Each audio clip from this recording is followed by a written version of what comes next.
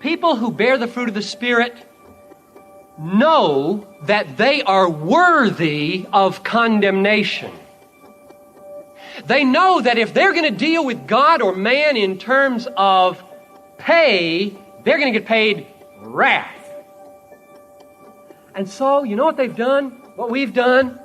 We quit relying on self and turned to mercy. We've thrown ourselves on the mercy of the court. And the judge has become a father and said, not guilty. I've come to realize that the people I most admire, the ones who really display love and peace and patience, are the ones most aware of how much they've been forgiven. I'm Dan Kruver. In this episode of Light and Truth, John Piper takes us to Galatians 5 to show that the Spirit grows His fruit in people who've stopped pleading their innocence and started pleading for mercy. This message was originally delivered at Bethlehem Baptist Church on August 7th, 1983. There's a danger here in Galatians 5:19 to 23, isn't there? There's a danger when you take a morally depraved human and present them with a list of don'ts and do's. And if you've been tracking with me in Galatians for the last 5 months, you'll know what that danger is. It's the danger of law. It's the danger that instead of letting those lists be an impetus to cause us to seek transformation at the root so that our depravity is transformed, we will instead use those very lists as expressions of our depravity. For example, if our problem is that we are proud and self-sufficient people, and along comes a moral authority, like the Apostle Paul, and says, faithfulness and kindness are virtuous and admirable qualities, we might say, why, I will now train myself through discipline and self-denial to learn to do acts of kindness and keep all my promises that I may now be admirable and worthy, and God will accept me and I will have the praise of noble people. And if that's our response to the lists, they have not delivered us at all from our depravity, but only compounded it, because now we have prostituted the Word of God and used it to satisfy our own evil desires for pride and self-sufficiency. Well, Paul is very, very aware of this danger. He is so keenly aware that the Bible can be taken and twisted into legalism. He knew it happened in the law, and he knows it can happen in the gospel. So, let's go back and, in the time we have, look at maybe 2 roadblocks where Paul tries his best to keep us from turning biblical ethical teaching into contemporary American self-improvement programs. First, he calls the vices in verses 19 to 21 works of the flesh, and the virtues in verses 22 to 23 fruit of the Spirit. Now, before we ask why, let's redefine flesh. It is not, I've said it half a dozen times, it is not your body, right? Because you can look at this list and see where these sins are coming from. Strife, enmity, jealousy, anger, envy, those don't come from your body. They come from your heart, from your mind. And therefore we dare not define the flesh, which is the root of all of these sins, as the body. It manages to co-opt the body for plenty of help, but it is not the body, as though the body were the source of all of our sin. It isn't. Here's what the flesh is. The flesh is the old ego, the self-reliant ego that does not delight to yield to any authority, especially God's, but rather delights in and craves the praise of men and the sensation of self-generated power. That's the flesh. It has a conservative form.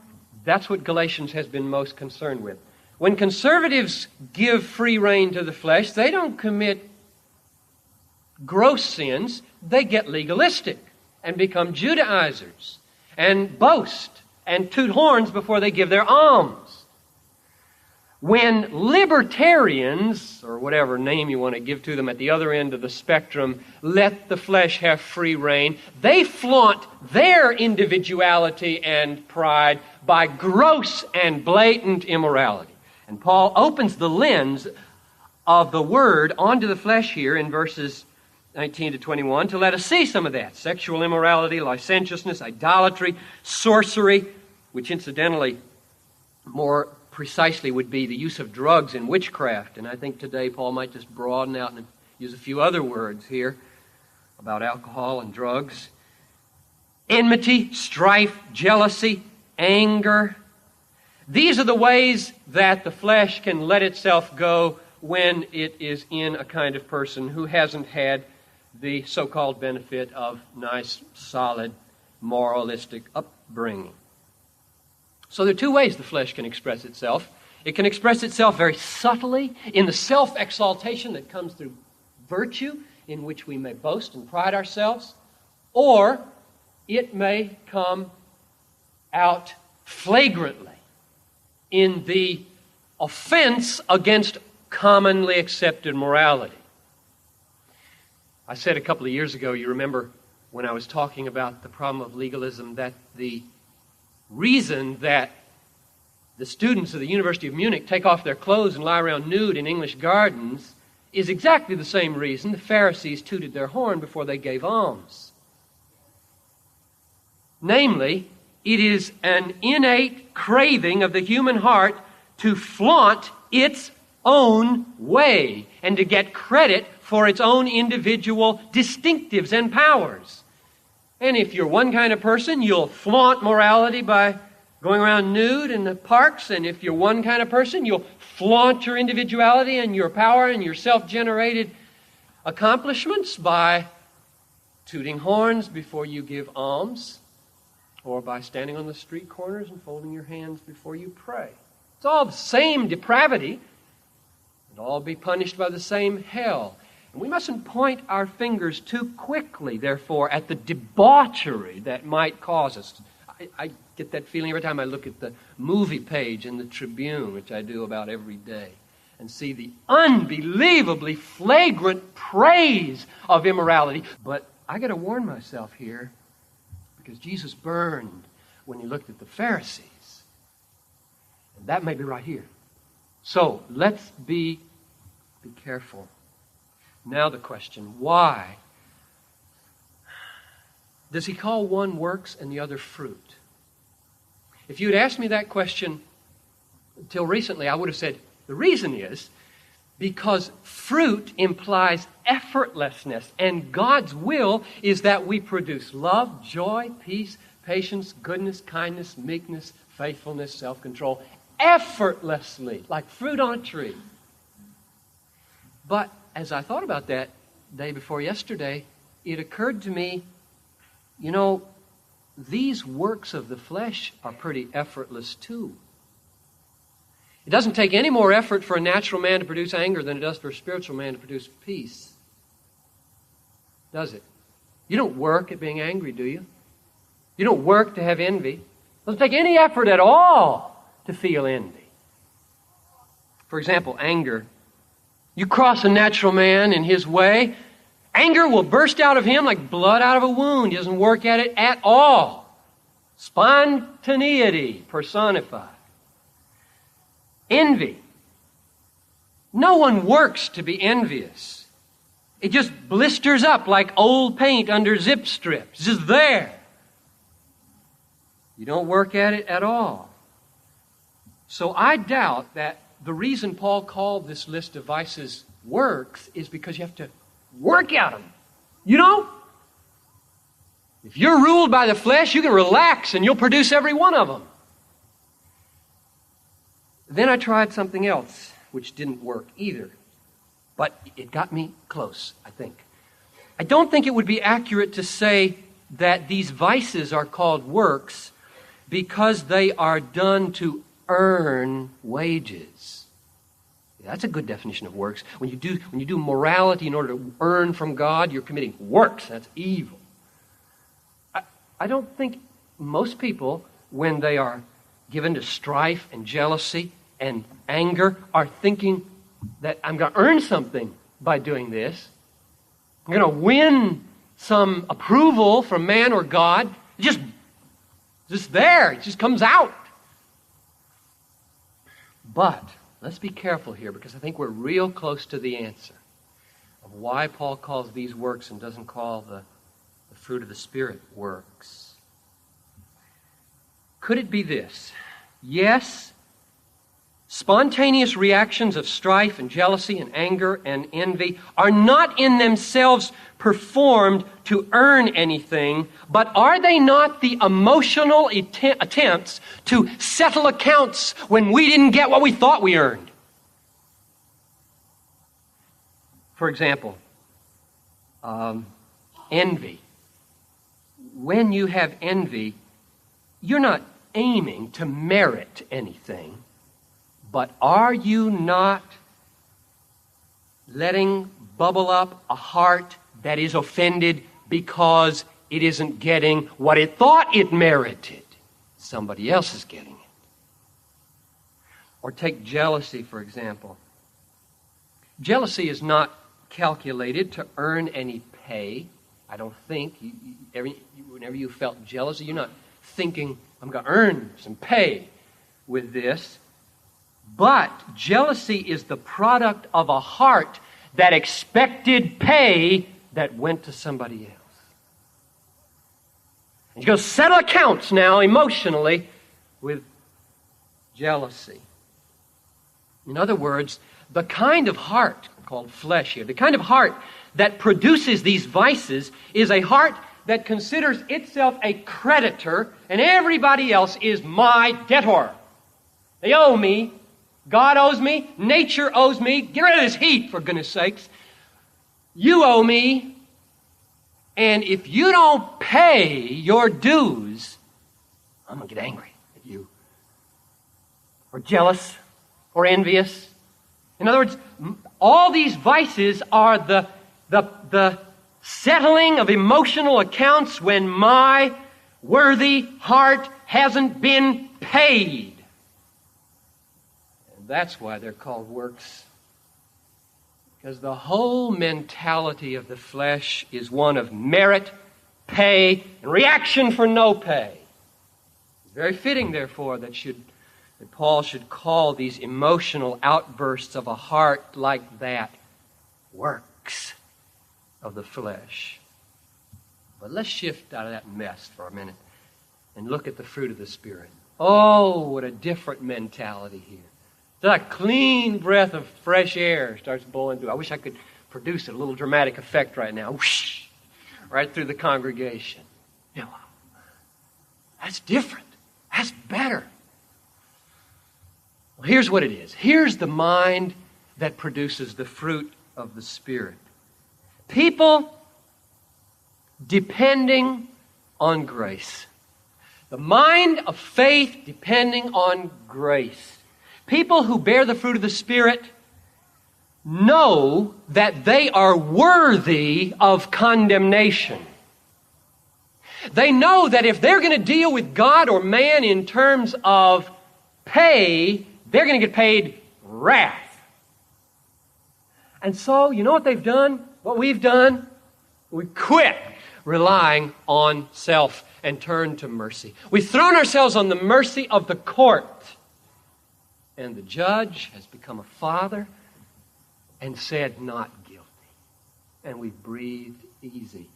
And there's a new mentality, a totally free new mentality that doesn't expect payment satisfaction for my every desire, and therefore when it receives satisfactions, chalks them up as mercy to be praised rather than feeling presumptuous. That is about time I got some relief from this heat.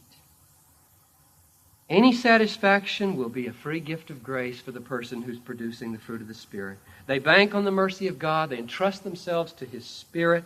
And out of that mentality doesn't come anything that would be appropriately called work, but only rich, luscious, drippy peaches. I almost said Georgia peaches, but they all got wiped out this year.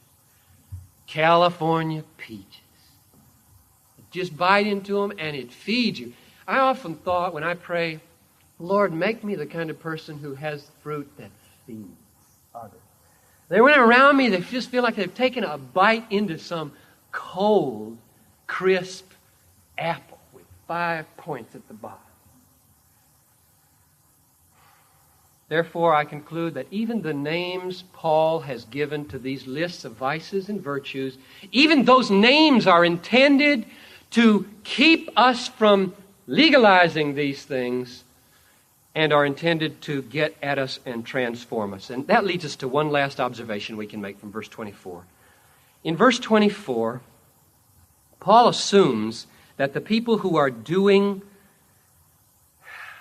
the fruit of the Spirit have experienced a battle. There's been a battle that's been fought somewhere deep down in the recesses of the soul, and it's been won. And I want to try to picture this battle for you with a little story. Wake up, kids, okay? This you'll understand. I read the Battle of the Tower of Gabura with my kids on vacation, and so that's probably why I'm thinking in terms of stories. Now picture your flesh as a dragon, and it lives in some deep cave of your soul. And one day you hear the gospel. And this happened to every believer in here. And if it hasn't happened to you, it can happen right now. So listen carefully. The gospel comes to you, and in the gospel, Jesus Christ approaches. This is what He does today. He approaches as a sovereign, as a king, and He says, I will take possession of you. I will make myself the king of your life and possess every cave in your soul. Will you bow, surrender, and yield to my sovereignty, and acknowledge me and swear fealty to me? And you feel squirmy for a minute. And He says, and I will kill that dragon in the cave. You take a deep breath and say, but that's me. That's me in there. And He says, and you will live again. And I will take the place of that dragon. And I will put my affections and my heart and my mind where that dragon was. And you say, what must I do? And He says, trust me and do what I say. We cannot be defeated if you follow me. Trust me, do what I say. And overcome with the beauty and the power of this great sovereign King, you bow. You surrender your life. You say, you possess. Take me. I am yours. I swear loyalty and faith. And as you rise, He puts this big sword in your hand. And He says, come with me. And you walk to the mouth of the cave. And at the mouth of the cave, He says, go in and slay the dragon. And you look up at Him in disbelief and say, I can't go in there without you. And Jesus smiles, real big smile. You learned fast. That's right. And here's lesson number 1. Don't you ever think, never forget, I don't ever tell my people to do something that I want them to do alone. Never. Oh, how we distort the New Testament by thinking that way. So you enter together. and a great battle ensues. And it's dark, and there's flashing and movement, and you feel his hand on your hand, guiding the sword, and soon that dragon is limp on the floor. And you say, is it dead? And that is a big theological question. Is it dead, Jesus? And here's the answer, I think. Jesus says, I have come to you to give you life, new life. You received it when you yielded to me as your sovereign. And I took possession of the field of your soul. And you swore faith and loyalty to me. And now with my sword and my hand, you have slain the dragon. It is felled. It is a mortal wound. It will bleed to death. It is certain. But it's not yet dead. And therefore, you must treat it as dead. And when we walk out, you must build a pile of stones, very heavy stones, in the front of this cave, and never open it again. For the prince of darkness will cause earthquakes in your soul to bring these stones down. And there are final death convulsions that dragon can have that can do you great harm. Reckon it dead. Build its tomb. And the secret of your success is this. Have absolute confidence. For I will never leave you nor forsake you. The sword will always win when you keep your hand in my hand. Your life is absolutely secure. His doom is absolutely sure. Walk in the joy of my powerful, victorious Spirit. Now, I think that's the meaning of verse 24. Those who belong to Christ have crucified the flesh with its passions and desires. Christ has taken away that threat. He has taken possession of our soul. The old self has been given a mortal wound. It will die. And it has been stripped of its power to have dominion over you. The Christian life is now a life of reckoning it dead by piling stones on its tomb and constantly yielding to the power of a new force in your life. Jesus Christ the Mighty. And you cannot lose. And therefore I hope you see the Grand Canyon difference between American morality and the teaching of the New Testament. Thank you for listening to this episode of Light and Truth, where we are committed to providing God-centered preaching to help you see Christ clearly and treasure Him truly. I'm your host, Dan Kruver. On our next episode, John Piper begins an 8-part series titled From Glory to Gladness, 8 Pillars of Unshakable Joy in God. I hope you'll join us. For more resources, visit desiringgod.org.